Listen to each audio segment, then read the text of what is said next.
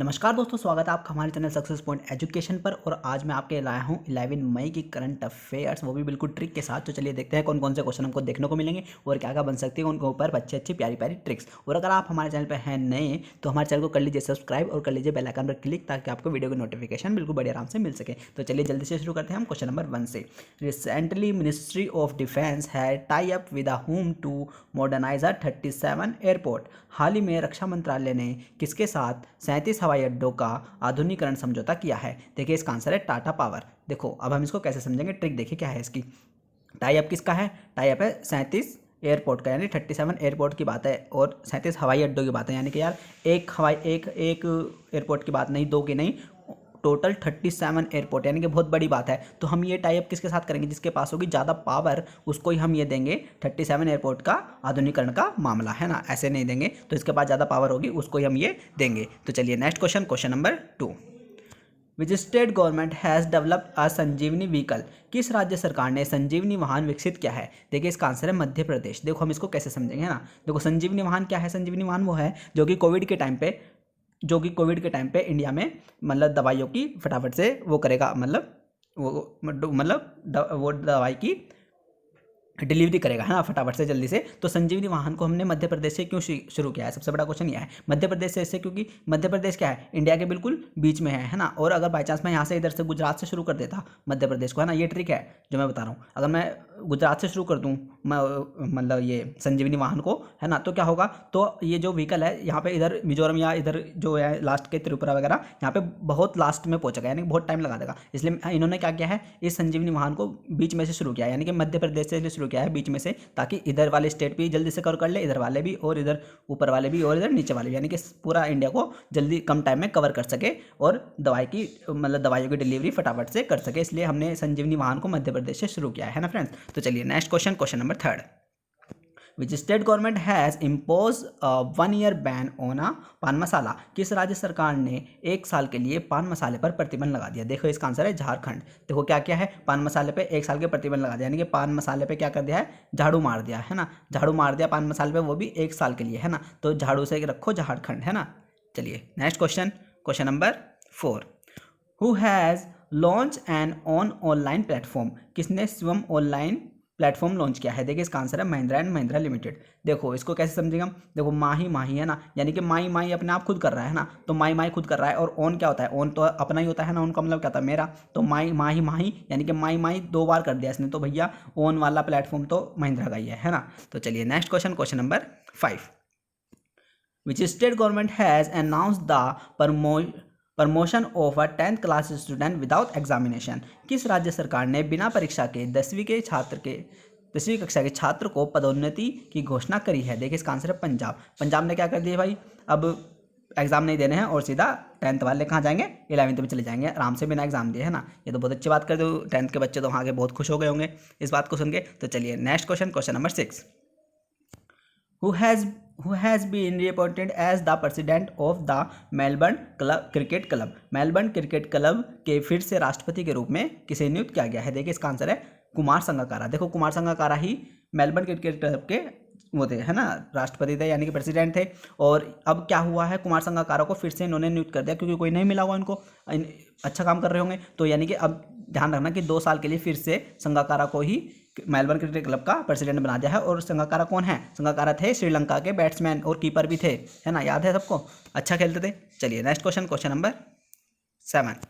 Which state government has launch a प्रवासी राहत मित्र app. किस राज्य सरकार ने प्रवासी राहत मित्र ऐप का शुभारंभ किया है? देखिए इसका आंसर है उत्तर प्रदेश। देखो प्रवासी राहत मित्र ऐप क्या है, यानी कि जो बाहर फंसे हुए हैं लोग हमारे राज्य के, यूपी के, तो उनकी देखभाल करने के लिए, उनको राहत पहुंचाने के लिए ये ऐप बनाया गया है। और ये यूपी ने क्यों बनाया है? क्योंकि सबसे पहले क्या न्यूज़ आई थी, सबसे पहले जो लोग चले थे दिल्ली से, वो यूपी के ही थे, है ना, वो सारे के सारे यूपी के थे जो दिल्ली से यूपी आ रहे थे, है ना, वो भी पैदल। और फिर दूसरी खबर क्या आई? दूसरी खबर यही सेम आई गुजरात और महाराष्ट्र में, लेकिन सबसे पहले कहाँ आई? सबसे पहले आई मेरे भाई यूपी में। तो इसलिए प्रवासी राहत जो मित्र ऐप बना है वो इसलिए यूपी ने पहले बनाया है। तो ध्यान रखना प्रवासी राहत मित्र ऐप होगा यूपी, क्योंकि वहाँ सबसे पहले केस यूपी का ही था। चलिए नेक्स्ट क्वेश्चन, क्वेश्चन नंबर 8।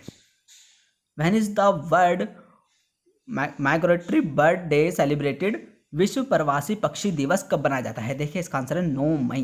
देखो हम इसको कैसे याद रखेंगे कि विश्व प्रवासी पक्षी दिवस, सबसे पहले तो ये समझ लो कि विश्व प्रवासी पक्षी दिवस होता क्या है। विश्व प्रवासी पक्षी दिवस वो होता है कि जब एक देश से पक्षी उड़कर दूसरे देश में आते हैं, तो अब इस वाले देश के पक्षी इनको प्रवासी पक्षी बोलते हैं। और ये क्यों आते हैं? जब मौसम चेंज होता है ना, तब ये पक्षी इधर से उधर और इधर से उधर जाते हैं, है ना।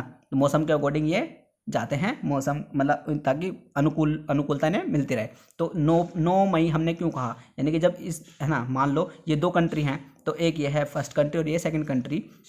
तो जब फर्स्ट कंट्री के पक्षी सेकंड कंट्री में जाएंगे, तो मान लो यहाँ के लोगों के, यहाँ इस कंट्री में कोई पक्षी नहीं था, है ना, यानी कि इस सेकंड कंट्री में 9 पक्षी, है ना, यानी कि 9 से हम मानेंगे 9 पक्षी। सेकंड कंट्री में 9 पक्षी नहीं था, तो जब वहाँ पे पक्षी आए तो सेकंड कंट्री वालों को क्या लगा? सेकंड कंट्री वालों को लगा मतलब बहुत ही यूनिक चीज़ लगी, या उन्होंने पक्षी पहली बार देखा, है ना, ये समझ लो कि उन्होंने पक्षी पहली बार देखा तो उन्हें लगी बहुत ही यूनिक चीज़, तो उन्होंने क्या बना दिया एकदम प्रवासी पक्षी दिवस, यानी कि यूनिक थी तो इसलिए तो बनाते हैं कोई डे, जब कोई यूनिक होता है तो कोई डे तभी बनता है जब कोई यूनिक होगा। तो वहाँ पक्षी नहीं था तो उन्हें पक्षी बहुत यूनिक लगा, है ना, उन्होंने पहली बार देखा तो उन्होंने बनाया विश्व प्रवासी दिवस, क्योंकि विश्व प्रवासी पक्षी दिवस तो क्या है 9 मई, यानी कि वहाँ कोई 9 पक्षी, यानी कि कोई पक्षी नहीं था, तो इसलिए 9 मई को विश्व प्रवासी पक्षी दिवस, है ना मेरे भाई।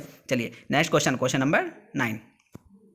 Which state launch a mobile application CM app comprehensive monitoring of agriculture price and procurement? किस राज्य ने एक मोबाइल एप्लीकेशन CM ऐप कृषि की व्यापक निगरानी, मूल्य और खरीद लॉन्च किया है? देखिए इसका आंसर है आंध्र प्रदेश। देखो हम इसको कैसे समझेंगे? देखो कैसा ऐप है जो कि मॉनिटरिंग करेगा, है ना, एग्रीकल्चर का, है ना, और निगरानी भी करेगा, है ना, एग्रीकल्चर के लिए। तो आंध्र प्रदेश ने क्यों? मैं हमेशा बताता हूँ कि आंध्र प्रदेश के लोग हैं अंधे, है ना, अंध ऐसे लिखते हैं हम, और आंध्रा भी ऐसे लिखते हैं, है ना, तो दोनों सेम से लिखे हैं, तो अंधा से आंध्रा भी हो गया, है ना।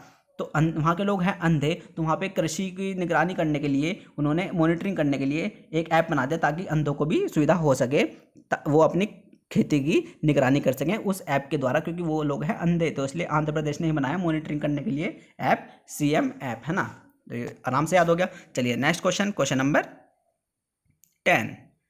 According to a study by the Internet and Mobile Association of India AIMAI, which city has registered the highest number of internet user?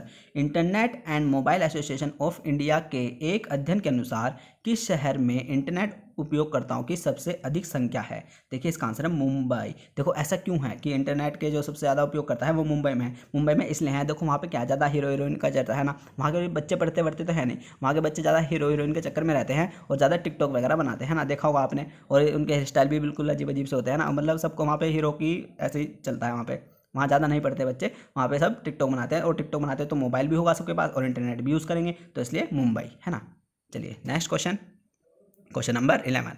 Who among the following has won the Marcus Wallenberg prize 2020 और the Nobel prize for a forest sector? निम्नलिखित में से किसने marks Wallenberg पुरस्कार 2020 या one क्षेत्र के लिए नोबेल पुरस्कार जीता है? देखिए इसका आंसर है ऑल ऑफ, यानी कि तीनों है इसका आंसर, है ना। इसका आंसर है निकोलस भी और रिचर्ड्स भी और जोसेफ भी, यानी कि इन तीनों ने ये वन क्षेत्र का नोबेल जीता है। लेकिन ये मेरे भाई क्वेश्चन ऐसे नहीं आएगा, ये क्वेश्चन थोड़ा अटके आएगा, मतलब दूसरे डिफरेंट वे में आएगा। मैं बताता हूँ कि ये क्वेश्चन आएगा कैसे। ये पूछेगा कि जो वन क्षेत्र का नोबेल है उसको क्या कहते हैं, और आपका आंसर होगा मार्क्स वॉलनबर्ग पुरस्कार, है ना। ये ऐसा आएगा जैसे कि पूछते हैं कि मैथ का नोबेल क्या है, मैथ का नोबेल क्या है, एबल प्राइज है ना, सबको पता है मैथ का नोबेल किसको बोलते हैं, एबल प्राइज को बोलते हैं। तो ऐसे ही वन क्षेत्र का जो नोबेल है वो मार्क्स वॉलनबर्ग पुरस्कार, ऐसे याद रखो, है ना, ये ऐसे पूछेगा बिल्कुल एग्जाम में, मैं सच बता रहा हूँ। चलिए नेक्स्ट क्वेश्चन नंबर 12।